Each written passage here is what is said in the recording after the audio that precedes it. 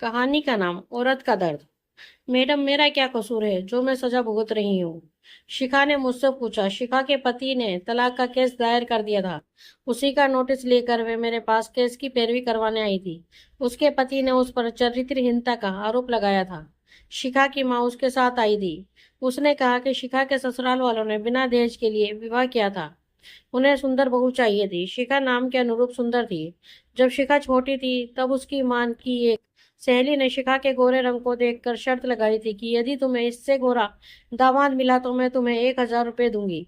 उसने जब पांव पकड़ाई के समय राजीव के गुलाबी पांव देखे तो चुपचाप 1,000 रुपये का नोट शिखा की मां को पकड़ा दिया। राजीव का परिवार संपन्न था। वे ढेर सारे कपड़े और गहने लाए थे। नेक भी बढ़ चढ़कर दिए थे। शिखा के घर से उन्होंने किसी भी तरह का सामान नहीं लिया था। शिखा के मायके वाले इस विवाह की बुरी बुरी प्रशंसा कर रहे थे। शिखा की सहेलियां शिखा के भाग्य की सराहना तो कर ही नहीं थी, पर अंदर ही अंदर जली जा रही थी। हंसी खुशी की वातावरण में शिखा ससुराल चली गई। शिखा अपने सुंदर पति को देख कर उससे बात करने को आकुल हुई जा रही थी, पर राजीव उसकी ओर देख भी नहीं रहा था। ससुराल पहुंचकर ढेर सारे रीति रिवाजों को निपटाते निपटाते 2 दिन लग गए। शिखा अपनी सास, नंद व जेठानियों से घिरी रही। उसके खाने पीने का खूब ध्यान रखा गया। फिर सबने घूमने का कार्यक्रम बनाया। 10-12 दिन इसी में लग गए। इसी बीच राजीव ने भी शिखा से बात करने की कोई उत्सुकता नहीं दिखाई। घूम फिर कर पूरा काफिला लौट आया। शिखा की सास ने वहीं से शिखा के पिता को फोन कर दिया था कि चौथी की रस्म के अनुसार शिखा को मायके ले जाएं। जैसे ही ये लोग लौट आए, शिखा के पिता आकर शिखा को ले गए। शिखा कोरी की कोरी मायके लौट आई। सास ने उसके पिता को कह दिया था कि वे लोग पुरानी परंपरा में विश्वास रखते हैं। दूसरे ही दिन शुक्रास्त हो रहा थे, इसलिए शिखा शुक्रास्त काल में मायके में ही रहेगी। शिखा 4 माह मायके में रही। उसकी सास और नंद के लंबे लंबे फोन आते। उन्हीं के साथ राजीव एक आध बात कर लेता। 4 महीने बाद राजीव के साथ सास नंद आई और खूब लाड़ जताकर शिखा को विदा कर कर ले गई। नंद ने अपना घर छोड़ दिया था और उसका तलाक का केस चल रहा था। वह मायके में ही रहती थी। इस बार राजीव के कमरे में एक और पलंग लग गया था। डबल बेड पर शिखा अपनी नंद के साथ सोती थी, पर राजीव अलग पलंग पर सोता था। राजीव को उसकी माँ व बहन अकेला छोड़ती ही नहीं थी जो शिखा उससे बात कर सके। 1-2 माह तो ऐसा ही चलता रहा।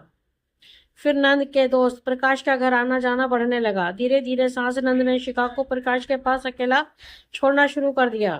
राजीव का तो पहले जैसा ही हाल था। एक दिन जब शिखा प्रकाश के लिए चाय लाई तो उसने शिखा का हाथ पकड़कर अपने पास ये कहकर बिठा लिया, अरे भाभी, देवर का तो भाभी पर अधिकार होता है। मेरे साथ बैठो। जो तुम्हें राजीव नहीं दे सकता वह मैं तुम्हें दूंगा। शिखा किसी प्रकार हाथ छुड़ाकर भागी और उसने सास से शिकायत की। सास ने प्रकाश को तो कुछ नहीं कहा, शिखा से ही बोली, तो इसमें हर्ज ही क्या है? देवर भाभी का रिश्ता ही मजाक का होता है। शिखा सन रह गई। वह आधुनिक जरूर थी, पर उसका परिवार संस्कारी था और यहाँ तो संस्कार नाम की कोई चीज ही नहीं थी। प्रकाश की छेड़खानी बढ़ने लगी। उससे सास और नंद का प्रोत्साहन जो था। एक दिन शिखा ने चुपके से पिता को फोन कर दिया। माँ की बीमारी का बहाना बनाकर वे शिखा को मायके ले आए। शिखा ने रो रो कर अपनी माँ जैसी भाभी को सब कुछ बता दिया।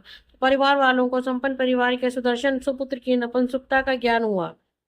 चूंकि एक ऐसी बात थी जिससे दोनों परिवारों की बदनामी थी, इसलिए वे चुप रहे। 1 माह बाद सास नंद राजीव को लेकर शिखा को लेने आई तो शिखा की माँ व भाभी ने उन्हें आड़े हाथों लिया। सास तमतमाकर बोली, तुम्हारी लड़की का ही चाल चलन ठीक नहीं है, हमारे लड़के को दोष देती है। शिखा की माँ बोली, यदि ऐसी ही बात है तो अपने लड़के की डॉक्टरी जांच करवाओ। इस पर सास नंद ने अपना सामान उठाया और गाड़ी में बैठकर चली गई। इस बात को लगभग 8-10 माह गुजर गए। शिखा के विवाह को लगभग 2 वर्ष हो चुके थे कि राजीव की ओर से तलाक का केस दायर कर दिया गया था। शिखा के प्रकाश के साथ संबंधों को आधार बनाया गया था और प्रकाश को भी पक्षकार बनाया था, ताकि प्रकाश शिखा के साथ अपने संबंधों को स्वीकार कर शिखा को बदचलन सिद्ध कर सके।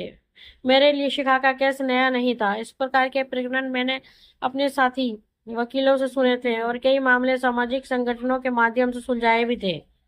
इस प्रकार के मामलों में दो ही हल हुआ करते हैं, या तो चुपचाप एक पक्षीय तलाक ले लो या विरोध करो। दूसरी स्थिति में औरत को अदालत में विरोधी पक्ष के बेहुदा प्रश्नों को झेलना पड़ता है।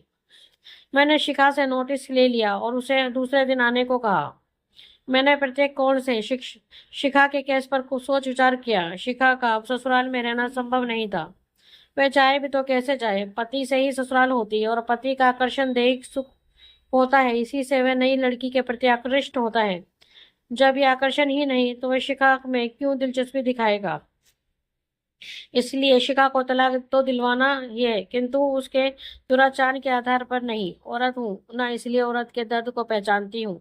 सोच विचार कर मैं इस निष्कर्ष पर पहुंची कि अलग से नपुंसकता के आधार पर केस लगाने के बजाय मैं इसी से मैं प्रति दावा लगा दूं। हिंदू विवाह अधिनियम में इसका प्रावधान भी है। दोनों पक्षकार हिंदू हैं और विवाह भी हिंदू रीति रिवाजों के अनुसार संपन्न हुआ है। दूसरे दिन शिखा, उसकी माँ व भाभी आई और मैंने उन्हें समझा दिया कि हम लोग उनके प्रकरण का विरोध करेंगे, साथ ही उसकी प्रकरण में राजीव की नपुंसकता के आधार पर तलाक देंगे। इसलिए पहले शिखा की जांच कराकर डॉक्टरी का प्रमाण पत्र ले लिया जाए। पूरी तैयारी के साथ मैंने पेशी के दिन शिखा का प्रति दावा न्यायालय में प्रस्तुत कर दिया। साथ ही एक आवेदन कैमरा प्रोसीडिंग का भी लगा ली दिया, जिसमें सुनवाई के समय मात्र जज और पक्षकार ही रहे और इस प्रक्रिया का निर्णय कहीं प्रकाशित न हो। जब दावा शिखा की सास नंद को मिला तो वे बहुत बौखलाई। उन्हें अपने लड़के की कमजोरी मालूम थी। प्रकाश को इसलिए परिचित कराया गया था ताकि शिखा उससे गर्भवती हो जाए तो राजीव की कमजोरी छिप जाए और परिवार को वारिस मिल जाए।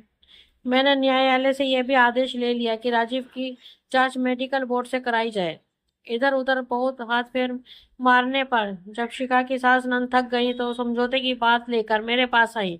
शिखा के पिता भी बदनामी नहीं चाहते थे, इसलिए मैंने विवाह का पूरा खर्च व अदालत का खर्च उनसे शिखा को दिलवा कर राजीनामा से तलाक के आवेदन लगवा दिया। विवाह होने से मुकदमा चलने तक लगभग 2.5 वर्ष हो गए थे। शिखा को भी मायके आए लगभग 1.5 वर्ष हो गया था, इसलिए राजीनामे से तलाक का आवेदन स्वीकार हो गया।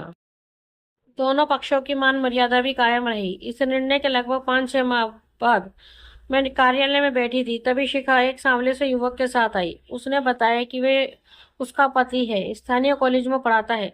2 माह पूर्व उसने कोर्ट मैरिज की है। उसकी माँ ने कहा कि हिंदू संस्कार में स्त्री एक बार ही लगन वेदी के सामने बैठती है, इसलिए दोनों परिवारों की सहमति से उनकी कोर्ट मैरिज हो गई। शिखा मुझे रात्रि भोज का निमंत्रण देने आई थी। उसके जाने के बाद मैं सोचने लगी कि यदि मैंने औरत के दर्द को महसूस कर ये कानूनी रास्ता न अपनाया होता तो बेचारी शिखा की क्या हालत होती।